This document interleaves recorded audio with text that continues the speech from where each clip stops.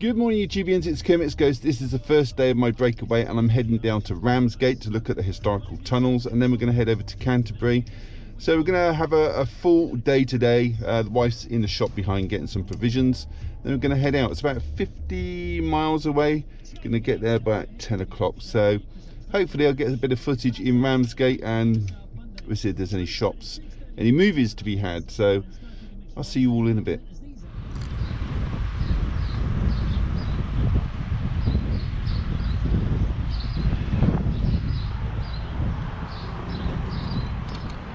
The golden arches are calling me once again. It's latte time. You know the line.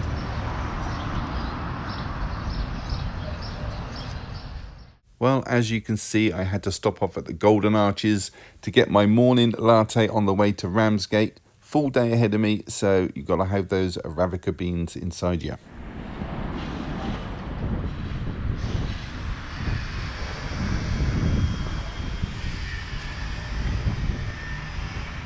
So this is Ramsgate seafront. We're going to head down now to the historical tunnels, wartime tunnels. So let's go and see what that's all about.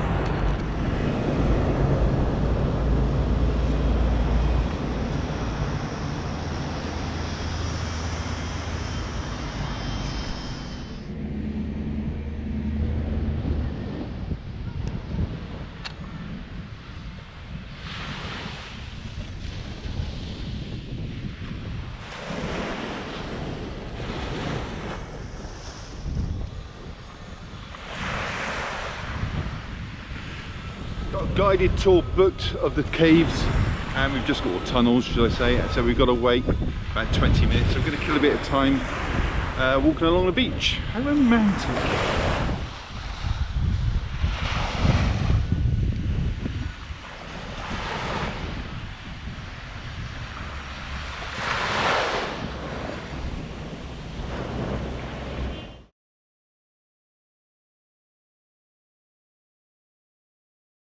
Now, the tunnels were originally constructed as a railway to connect the harbour of the town with the main train line. Ramsgate tunnels are 2.5 miles long and in some places as much as 27 metres below the surface. The largest of the tunnels dates back to 1863 when it was opened as a railway tunnel serving Ramsgate Harbour Station.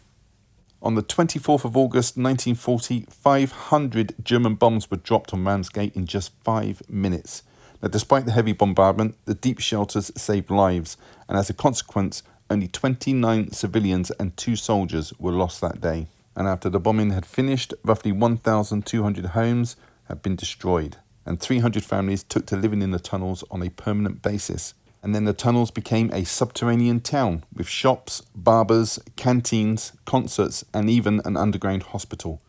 After the end of the war, the tunnels were slowly sealed and abandoned. The scenic railway was reopened in 1946 but was finally closed in 1965, and the tunnels were derelict for a number of years and without regular maintenance, and the tunnels were in danger of deterioration and collapse.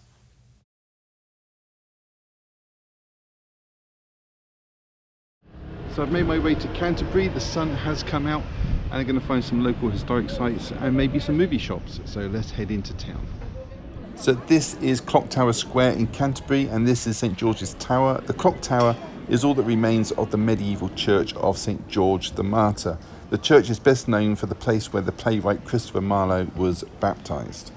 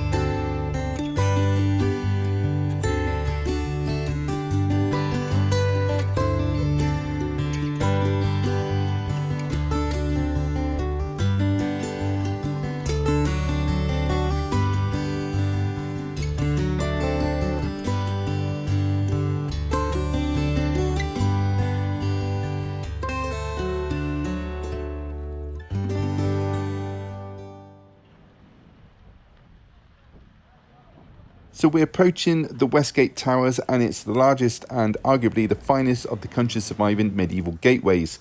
The Westgate was built during the 100 Years' War to defend Canterbury from foreign incursion, and it symbolised the wealth and importance of the city and the Archbishop who had a palace here. The 60-foot or 18-metre high stronghold did not stand alone as it does now, but was approached over a drawbridge across the River Stour and flanked by impressive walls. The original gate was dismantled in 1379 but rebuilt a year later in 1380 by Archbishop Simon Sudbury, who died just a year after that in the Peasants' Revolt of 1381. It has been suggested that it was built primarily as an entrance for pilgrims visiting the shrine of St Thomas Becket at the cathedral. Just popped in for a quick Wetherspoons dinner.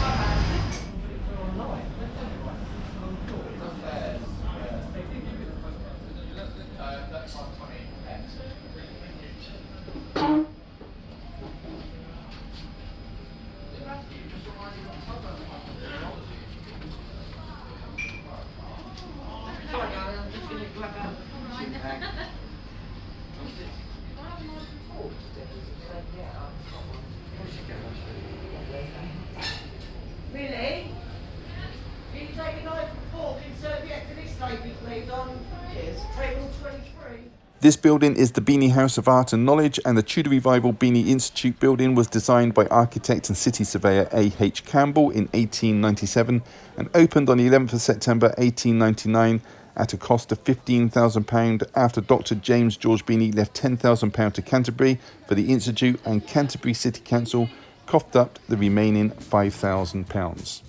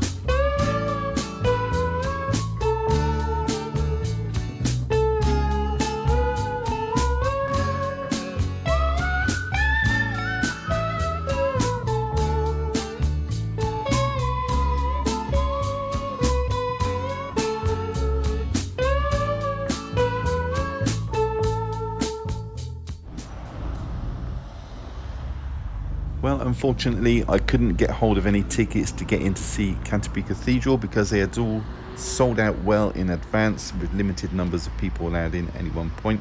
This is as close as I could get. This is the outer wall of the cathedral and couldn't even see it at this point. Hey everybody, today I'm in Kent. It's a beautiful day and no prizes for where I am at the moment.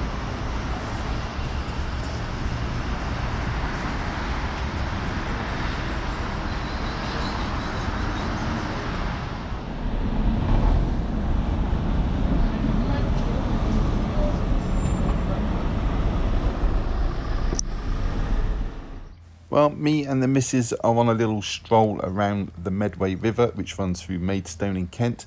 And here's a few buildings on the other side, which we're going to cross over and have a look. So this is the Archbishop's Palace, a 14th century building on the east bank of the River Medway. It was a resting place for archbishops travelling between London and Canterbury. Beautiful building. And this building is All Saints Parish Church, and it's a Grade 1 listed building founded by Archbishop of Canterbury William Courtenay in 1395 as part of the College of All Saints. The church replaced an earlier one that was on the site dedicated to St Mary. Now, Courtenay died in 1396, and the church and the college will be completed by his successor Thomas Arundel between 1396 and 1398.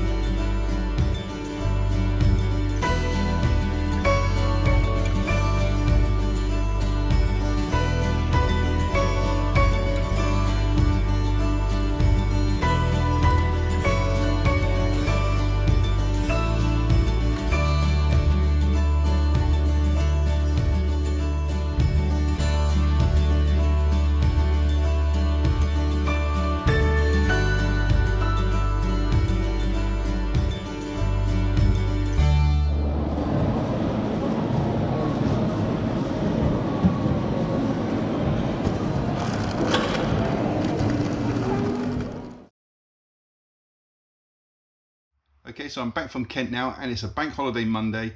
Shops probably won't open late, so I'm going to pop there now, see what is out. Not a lot, I guess. Not a lot that I'm actually after, but I have some pickups I made during the week up in Kent. Big shout out to Jamie Powell, who's doing a sponsored walk for cancer research, a charity that's close to his heart at the moment. Hope it goes well. He's walking from HMV to HMV in Bournemouth, so all the best with that. You certainly got the weather today, so well done, mate. And I'm going to head up and get myself a nice sneaky McLatte. You know the line. I will see you all in a bit.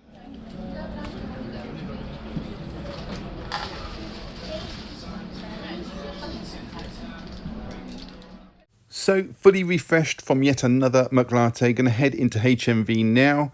It's Bank Holiday Monday. Not a great deal out that I know of. I'm going to head in over to New and Trending past the t-shirts. And here we go. So the first title on my list is a Sony Pictures release of Sound of Metal from 2019. It's 120 minutes and it's about a heavy metal drummer whose life is thrown into freefall when he begins to lose his hearing. And the next one is Line of Duty Series 6. This is released through Acorn Media from 2021. 420 minutes this, rated a 15 certificate, £19.99, and it's over 2 discs. And the next one is Chaos Walking. This one is 109 minutes and it stars Tom Holland and Daisy Ridley, and it's set in a dystopian world where there are no women and all living creatures can hear each other's thoughts. Wow, imagine that. Now that is a scary thought. £14.99 that one. Also released today is Capone, 104 minutes, starring Tom Hardy, Matt Dillon and Noel Fisher. It's set 10 years after Capone's been in prison. He's 47 years old and suffering from dementia. And the next film is Duel. This is the 50th anniversary, released through Fabulous Films. This is from 1971. It's 90 minutes long. Steven Spielberg's first feature film made for television. It stars Dennis Weaver and it's a game of cat and mouse. Very good film, worth $9.99 for sure. Well, this is a rare sight indeed. You have the limited edition box set of Doctor Who Season 8, $44.99. Really nice to see this on the shelf. You can actually pay a penny extra and have this used from CEX. So nice to see a brand new copy there for sale. Doctor Who Season 12 and 19 are going to be re-released soon. And over in the World Cinema section now, we have One Cut of the Dead, the Hollywood edition. You've got One Cut of the Dead and One Cut of the Dead spin-off in Hollywood. This is a third Windows film, 2017 and 2019, 2 movies, 260 minutes, rated 15. And over in the Arrow section now, we have a limited edition of Over the Edge. This is from 1979. It's 95 minutes long and stars Matt Dillon. Yours for £17.99. So now over in the 4K section, we have Smokey and the Bandit, a Universal release from 1977. Brilliant film, 96 minutes long and starring Burt Reynolds, Sally Fields, Jerry Reed, Paul Williams and Jackie Gleason. An absolute must-have in any collection, $19.99. Well, we had the Blu-ray and now we have the 4K. It is Chaos Walking again. Forgot to mention earlier that this also stars David Oyelowo and it was directed by Doug Liman and priced at $19.99. Well, Zavvi is releasing an exclusive steelbook of The Birds, but the film is included in this box set here. Next we have Viva. This is a Shameless release from 2007, 123 minutes long. It's about 2 suburban couples experimenting with sex, drugs and bohemia in the 70s in Los Angeles, so basically a porno. And the next one is The Devil Ship Pirates from 1964, 86 minutes this one, starring Christopher Lee. And it's about a band of pirates from a defeated Spanish Armada which make land on a small English village and terrorise the locals. £14.99. Hey everybody, welcome back. There's a huge pile to get through today, so as per usual, we're just going to crack on with it. So the first thing to show you is this box set. It's Star Wars The Clone Wars. It's a computer animated series, seasons 1 to 5, and it's set during the 3 years between Star Wars 2 Attack of the Clones and Star Wars 3 Revenge of the Sith. Now there were 7 seasons in total and a film as well, which I'll show you in a second. Series 1 to 5 was shown on the Cartoon Network. Season 6 was shown on Netflix, comprising of 13 episodes, and season 7 was shown on the Disney Plus, and that comprised of 12 episodes, which aired on May the 4th, 2020. Let's take a closer look at this box set and season 6. So it does come in a quite flimsy box with the covers on the front. There's the artwork for season 1. This is 502 minutes, season 1, on 3 discs. Season 2, again, that's on 3 discs. Season 3, also on 3 discs. Season 4 is also on 3 discs. Season 5 is on 2 discs. So that's that box set. Season 6, The Lost Mission, and we'll open this one up and take a look inside. There's 2 discs in that one, and it runs at 287 minutes. And the feature-length film that kick-started these seasons, it runs at 98 minutes, and there's the inside. So this has some cool voice actors in this. You've got Anthony Daniels, who reprises his role as C-3PO. You've got Mark Hamill as Darth Bane, Simon Pegg as Dengar, Liam Neeson, like I said before, he's in everything. He's back as Qui-Gon Jinn. There's also George Takei, oh my. You got Michael York, Jon Favreau, David Tennant, Clancy Brown, and many, many others. And this was so successful, they had a spin-off show called Star Wars Rebels. And this is it. It's another computer animated show from Disney, set in the Star Wars universe, and it follows a crew of rebels aboard a starship freighter called Ghost, on and around a planet called Lothal and other locations that are being persecuted by the Empire. This show has got 4 seasons, and it also boasts a very impressive voice cast. You've got the likes of James Earl Jones, David Oyelowo, Jason Isaacs, who actually won the BVTA award for Best Male Vocal Performance as the Inquisitor. There's also Sarah Michelle Gellar, Clancy Brown, Tom Baker, Warwick Davis, Forrest Whitaker, and many, many more. Let's take a closer look. So season 1 has 2 discs and a runtime of 331 minutes. Season 2 has 3 discs and a runtime of 485 minutes. Season 3 has 3 discs and a runtime of 484 minutes. And Season 4 has 2 discs and a runtime of 353 minutes. So that was Star Wars Rebels Seasons 1 to 4. Next one up is The Last Castle. This one stars Robert Redford as Lieutenant General Eugene Irwin. Now he's sent to a military prison for 10 years for making a very bad decision. In fact, he goes against a presidential order and sends 8 soldiers on a mission which results in their deaths. So he's sent to prison, and the prison warden there is played by James Gandolfini, who at first admires Redford's character but soon takes a dislike to him after Redford belittles him. So it becomes a struggle to keep control of his new inmate. It also stars Mark Ruffalo and Delroy Lindo, and the prison itself was used in the Green Mile. It's a 123 years old disused prison in Nashville, Tennessee. Let's take a look inside. So inside there's no artwork, just one of those mirrored discs. So that was The Last Castle. Next one is To Olivia, a British drama directed by John Hay. It stars Hugh Bonneville. You probably know him from Downton Abbey. He was Robert Crawley in that. Also got Keeley Hawes in this from the show The Durrells, and Geoffrey Palmer as well in his last acting role as he passed away last year, aged 93. Now Hugh plays Roald Dahl and Keeley plays his wife Patricia, and it's about their marriage and the death of their daughter Olivia. Geoffrey Palmer plays the Archbishop of Canterbury. It's got a runtime of just 99 minutes and was $14.99. Take a look inside. So it's the same artwork on the slip, and inside you get artwork on the disc. So that was To Olivia. The next one is The Selfish Giant, and this is a Poundland pickup, and it's a British drama by the British female director Cleo Bernard and inspired by Oscar Wilde's short story of the same name.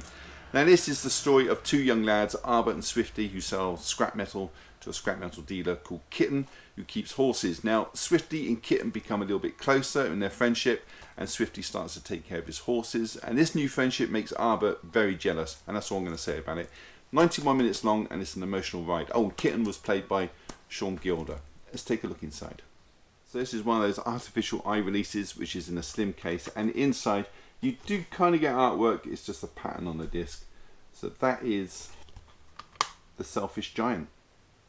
Next and last is Walkabout. It's the CEX pickup, and it was £12. It's a film from 1971, and it's a movie about survival. It stars Jenny Agutter as the girl, Luke Rogue as her brother, Dave Gillipill as the Aboriginal boy, and it's a story of Jenny and her brother who are taken to the outback by their father for a picnic, but he's got other motives. He wants to kill them all, so he attempts to kill them, but they escape, so he burns out his car and he shoots himself in the head. So they're left alone to fend for themselves in a hostile environment. They meet up with a young Aboriginal boy and try to survive with his help. This film is 1 hour and 36 minutes, and it's based on a novel, Walkabout, by James Vance Marshall. Let's take a look inside. So if I remember right, when this was released, it was released as like a box set. You had a poster and a book and all this. Obviously someone's kept that and they've just sold this. So inside you just get the artwork on the disc. So that was 1971's Walkabout. So that is it. Do you have any comments or questions? Leave them down below and I will get back to you, I promise. Give the video a thumbs up, it really does help the channel, and subscribe if you haven't. It's all free. Why wouldn't you? And on that note, all that's left to say is thank you so much for choosing my channel today and watching my video. Take care, and I'll see you all in the next one. Bye.